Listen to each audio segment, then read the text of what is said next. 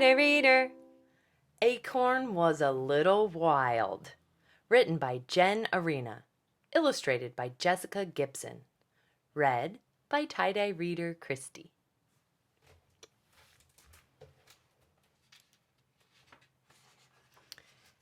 Acorn was a little wild. Acorn was a wild little thing, pointy on one end and capped on the other. He was the first of his generation to jump off the tree. "Don't do that," said Oak. "Squirrels will get you." "I don't care about squirrels," said Acorn. "I just want to roll." And he did. He liked the feel of the sun on his face and the wind against his cap. He even took to taunting the squirrels. "Na, na, na, na, na." Sure enough, just as Oak had warned, a squirrel got him. She scooped Acorn into her paws and scrambled up a tree. And Acorn loved it, because Acorn was a wild little thing. He loved the thrill of the climb and the kick of bounding from branch to branch. Whee!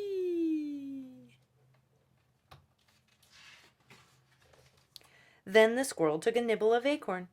Acorn did not love that. "Whoa, whoa, whoa, wait a minute there, buddy!" Before the squirrel could nibble more, a dog came along, and the dog and the squirrel barked back and forth until the squirrel forgot all about Acorn and dropped him.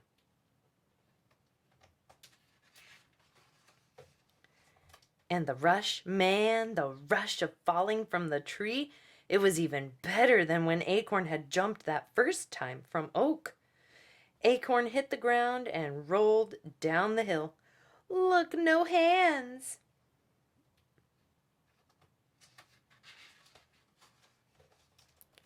He sat in the grass for days and days, and the rain came and pounded on his shell like a good Swedish massage, and Acorn loved that, because Acorn was wild that way.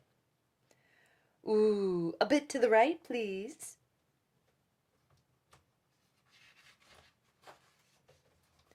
Eventually, another squirrel found Acorn.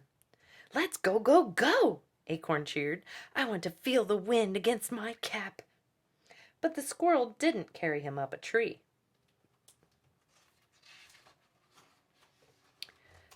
The squirrel took Acorn and buried him deep in the ground, and that was no fun at all.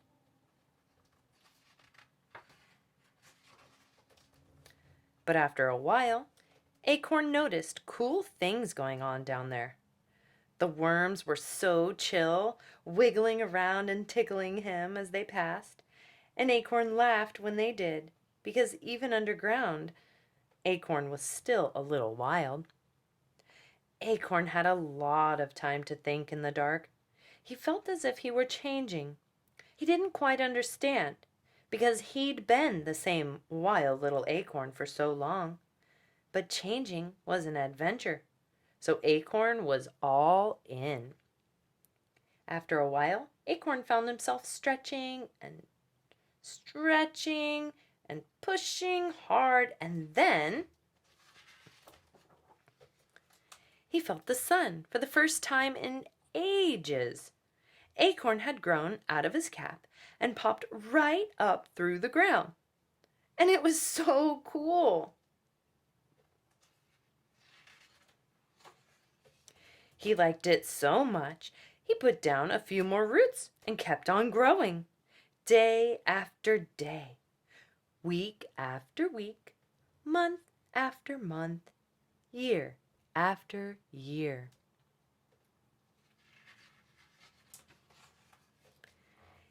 Acorn hadn't lost his wild side.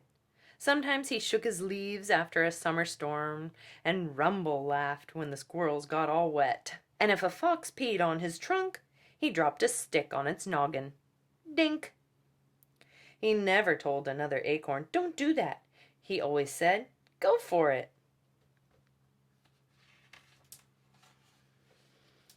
And when the sun was low and the moon was high and the owls hooted in the night, he called all his friends together. And he loved every minute, because Acorn was an oak,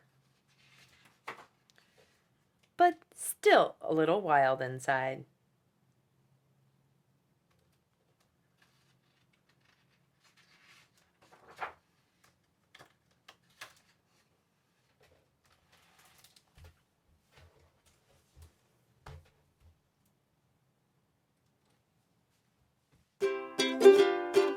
Tired reader,